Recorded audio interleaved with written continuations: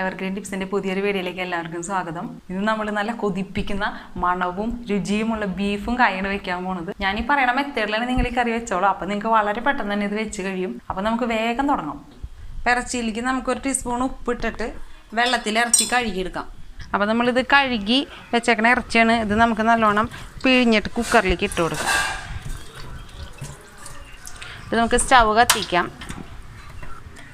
1/4 teaspoon മഞ്ഞൾപ്പൊടി ഇട്ട് കൊടുക്കാം. പിന്നെ ഇറച്ചിയിലേക്കുള്ള ഉപ്പിട്ട് കൊടുക്കാം. ഇത് 3/4 കിലോ ഇറച്ചിയാണ്, എല്ലോട് കൂടി ഇറച്ചിയാണ്. അപ്പോൾ പോത്തിറച്ചി കറി വെക്കുമ്പോൾ നമ്മൾ എല്ലോട് കൂടി ഇറച്ചി മേടിക്കുകയാണെങ്കിൽ ഒത്തിരി കൂടി ടേസ്റ്റ് ഉണ്ടാവും. കറിക്കൊക്കെ കറിയിൽ എല്ലുമെന്നുള്ള നെയ്യൊക്കെ കിട്ടും. അപ്പോൾ നല്ല ടേസ്റ്റ് ഉണ്ടാവും. പിന്നെ 1/4 ടീസ്പൂൺ മുളക് പൊടി ഇട്ട് കൊടുക്കാം. നല്ലോണം ഒന്ന് ഇളക്കിയതിന് ശേഷം നമുക്ക് കുക്കർ മൂടിയിട്ട് കൊടുക്കാം. എന്നിട്ട് ഒരു വിസിൽ കേട്ടിട്ട് ഞാൻ 20 മിനിറ്റാണ് ഫുള്ളും കുറച്ചിടും തീ. എന്നിട്ട് ഒരു 20 മിനിറ്റാണ് വെക്കാറ്. ഇറച്ചിയുടെ മൂപ്പ് അനുസരിച്ച് വേവിനും വ്യത്യാസം വരും. അപ്പോൾ ഇറച്ചി വേവട്ടെ. അപ്പോൾ ആ സമയം കൊണ്ട് നമുക്ക് ഇതിലേക്കുള്ള സബോളയും ഇഞ്ചിയും പച്ചമുളകൊക്കെ നന്നാക്കി എടുക്കാം. കായൊക്കെ അരിഞ്ഞെടുക്കാം. അപ്പോൾ പച്ചമുളകും സബോളയും ഇഞ്ചിയും വെളുത്തുള്ളിയൊക്കെ നമ്മൾ കഴുകി വൃത്തിയാക്കി വെച്ചിട്ടുണ്ടെങ്കിൽ നമുക്ക് ഇതൊക്കെ ഒന്ന് അരിഞ്ഞെടുക്കാം. പച്ചമുളക് നമുക്കപ്പോൾ നീളത്തിൽ അരിയാം.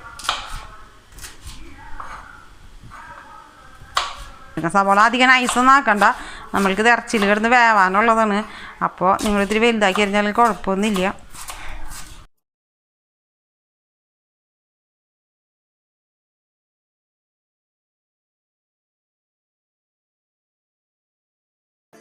അപ്പോൾ നമ്മുടെ കായ വെള്ളത്തിലിട്ടിട്ടുണ്ട്. അപ്പോൾ ഈ കായ ഞാൻ ഫ്രിഡ്ജിൽ വെച്ചപ്പോൾ ഇതിൻ്റെ തൊണ്ട് കറുത്ത. അപ്പോൾ അതാണ് ഞാൻ ഇതിൻ്റെ തൊണ്ട് കളഞ്ഞത്. അപ്പോൾ തൊണ്ട് കളയാണ്ട് എടുക്കണം നല്ലത് എപ്പോഴും. അപ്പോൾ നമുക്ക് ഇത് അരിഞ്ഞെടുക്കാം. അപ്പോൾ 4 കഷ്ണമായിട്ട് നമുക്ക് അരിയാം.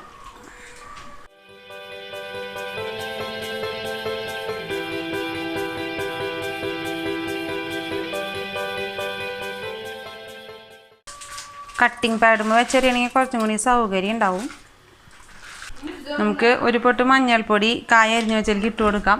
അപ്പോൾ കായയുടെ കറിയൊക്കെ ഉണ്ടെങ്കിൽ പൊക്കോളും. അപ്പോൾ നമ്മുടെ 20 മിനിറ്റ് ആയിട്ടുണ്ട്. അപ്പോൾ നമുക്ക് സ്റ്റൗവിൽ നിന്ന് മാറ്റിയിട്ട് നമുക്കൊരു ചീൻചട്ടി വെച്ചിട്ട് മസാലയൊക്കെ വഴറ്റിയെടുക്കാം. അപ്പോൾ ഇതിൻ്റെ പ്രഷർ പോണ നേരം കൊണ്ട് നമുക്ക് ഇതിൻ്റെ മസാലയൊക്കെ വഴറ്റിയെടുക്കാം. അപ്പോൾ നമുക്ക് വെളിച്ചെണ്ണ ഒഴിച്ച് കൊടുക്കാം. ഞാൻ കോക്കനട്ട് ഓയിലാണ് എടുക്കുന്നത്. അപ്പോൾ ഈ ഇഞ്ചിയും വെളുത്തുള്ളിയും പച്ചമുളകും വഴറ്റാനുള്ള വെളിച്ചെണ്ണ മാത്രം നമ്മൾ ഒഴിച്ച് കൊടുത്താൽ മതി. പച്ചമുളക് ഇട്ട് കൊടുക്കുക.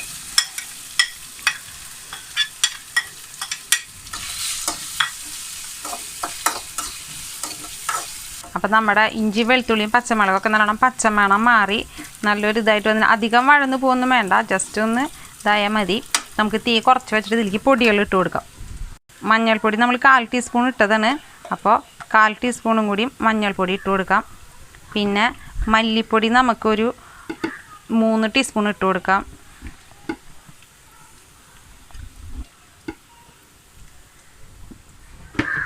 പിന്നെ മുളക് പൊടി എരിവിനനുസരിച്ച് ഇട്ട് കൊടുക്കാം. ഞാനിപ്പോൾ ഒരു 2 ടീസ്പൂൺ ഇടുന്നുണ്ട്. അപ്പോൾ ഇതിലിത്തിരി വെളിച്ചെണ്ണ കുറവുണ്ട്. അപ്പോൾ നമുക്ക് ഇത്തിരി വെളിച്ചെണ്ണ ഒഴിച്ച് കൊടുക്കാം.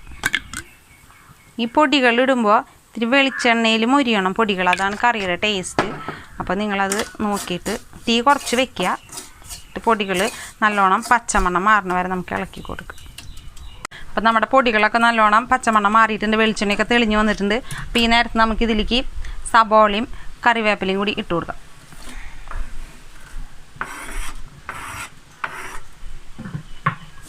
ജസ്റ്റ് ഒന്ന് ഇളക്കിയാൽ മതി. ഇത് വാടാനൊന്നും നിൽക്കണ്ട.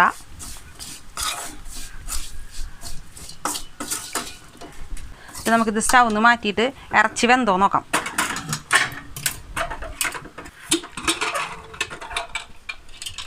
അപ്പോൾ നമ്മുടെ ഇറച്ചി വെന്തോ നോക്കാം നമുക്ക്.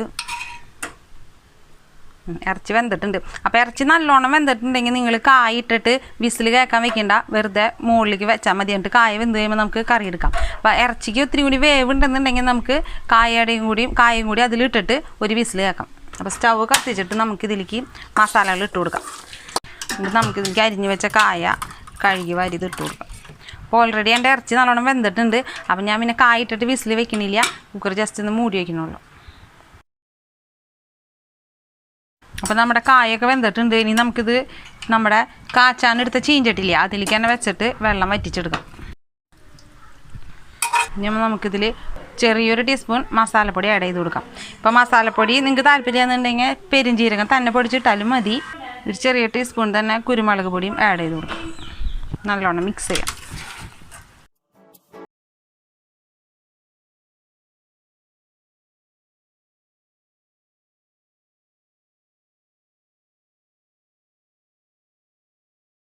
ഇനി നമുക്കിത് സെർവ് ചെയ്യാനായിട്ട് ഒരു കോപ്പയിലേക്ക് പകർത്താം.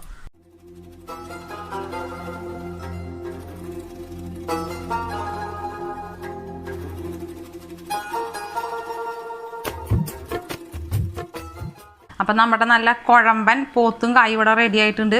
ചപ്പാത്തിയുടെ കൂടെയും ചോറിൻ്റെ കൂടെയൊക്കെ നല്ല അടിപൊളിയായിട്ട് കഴിക്കാം. വളരെ പെട്ടെന്ന് തന്നെ നമുക്ക് ഈ കറി ചെയ്തെടുക്കാം. എന്നാൽ ടേസ്റ്റിന് ഇട്ടൊട്ട് കുറവില്ല. അതാണ് ഇതിൻ്റെ പ്രത്യേകത. അപ്പോൾ എല്ലാവരും ഒന്ന് ട്രൈ ചെയ്ത് നോക്കാം. അപ്പോൾ ഇഷ്ടമെങ്കിൽ ലൈക്ക് ചെയ്യുക, സബ്സ്ക്രൈബ് ചെയ്യുക. താങ്ക്